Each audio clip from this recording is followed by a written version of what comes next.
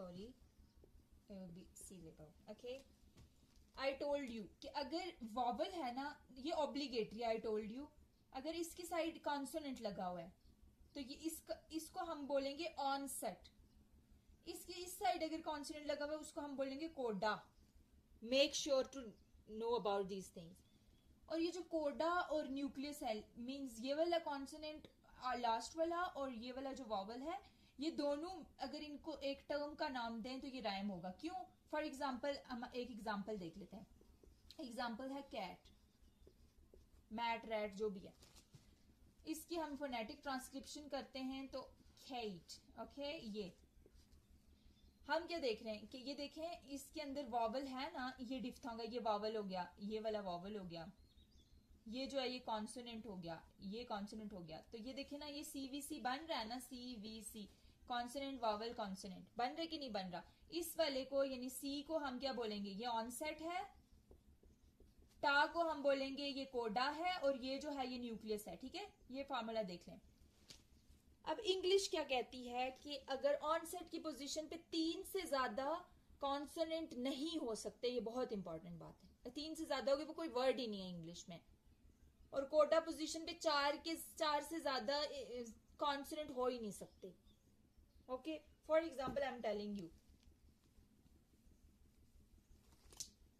Okay, मैं आपको बताती हूं कि for example there is a word I told you कि वॉवल, सिंगल वॉवल भी क्या हो सकता है, एग्जिस्ट कर सकता है। एंड इट, और इसको, ये हमारे पास क्या होगा, एक सिलेबल होगा, और इसका स्ट्रक्चर क्या होगा, वी।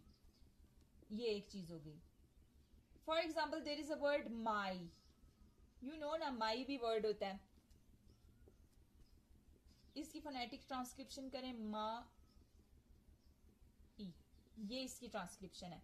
देखें इसके अंदर क्या है, ये कॉन्सोनेंट है ना सी, और ये वॉवल है तो ये वॉवल लग जाएगा। सी वी भी हमारे पास इंग्लिश में होता है। हमने बोला ना ऑनसेट पोजीशन पे 3 कॉन्सोनेंट से ज्यादा नहीं हो सकते। एक कॉन्सोनेंट की एग्जांपल मैंने दे दी, दूसरे कॉन्सोनेंट की भी देती हूँ।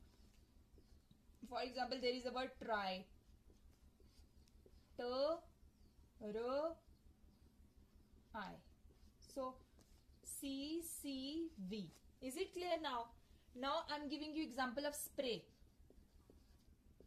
C C C V. इससे ज्यादा आप कॉन्सोनेंट लगा ही नहीं सकते, कभी भी नहीं लगा सकते। ओके, ये इस साइड वाला क्लियर हो गया। अब मैं आपको इस साइड वाले की भी एग्जांपल दे देती हूँ, नो प्रॉब्लम।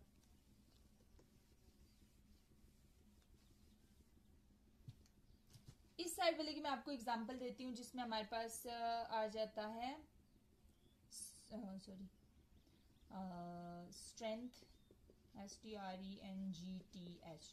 इसमें क्या होगा, सी सी र, सी वॉवल आ गया, सी सी सी एंड सी। देखिए मैंने आपको बोला इस साइड पे 4 वॉवल आ सकते हैं जो कि आ गए।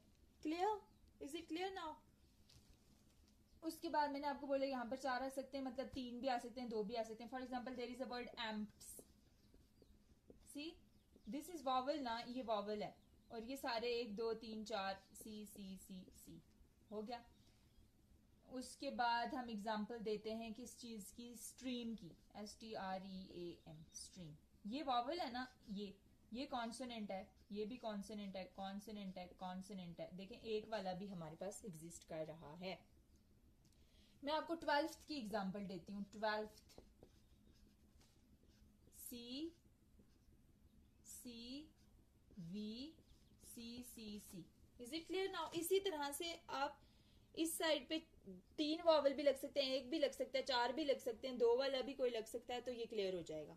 ठीक है, अब हम इसकी टाइप्स पढ़ने जा रहे हैं, बल्कि इसको यहीं पे रन देते हैं। मोनोसिलेबिक, आई टोल्ड यू कि जिसके अंदर सिर्फ एक सिलेबल हो, तो मैंने आपको आई की एग्जांपल पहले ही दे दी है। मोनो का मतलब होता है सिंगल, और सिलेबल एक सिलेबल हो जिसमें। डाई सिलेबिक की अगर मैं आपको एग्जांपल दूं, फॉर एग्जांपल आइडिया और आइडियल है। आइडिया की ट्रांसक्रिप्शन करो, ये जो है ना ये एक सिलेबल हो गया, क्योंकि हमने बोला था ना वावल साउंड जितनी होंगी उतने सिलेबल होंगे, एक, और ईयर 2 सिलेबल हो गए। ट्राई सिलेबिक की 2, फॉर एग्जाम्पल ट्रांसक्रिप्शन है, ट्रांसक्रिप्शन, ये देखें ट्रांस के अंदर एक आ गया, क्रिप्शन EN लगता है लास्ट पे, ION लगता है, तो यहां पर भी लगे ये। चौथे की एग्जांपल दूं, सॉरी ओपन सिलेबल की अगर एग्जांपल दूं तो इसका मतलब होता है जो कि वावल साउंड पे एंड हो रहे हो। फॉर एग्जांपल माई जो है इसमें देखें आप वावल साउंड पे एंड हो रहे हैं ना। क्लोज सिलेबस होते हैं, सिलेबल होते हैं वो सिलेबल जो कि कॉन्सोनेंट साउंड पे एंड हो। फॉर एग्जांपल एट है ना, तो ये वावल साउंड है, consonant sound. So this was today's lecture. It is very easy to comprehend this lecture अगर आप इसको अच्छे तरीके से सुनते हैं। Thank you so much.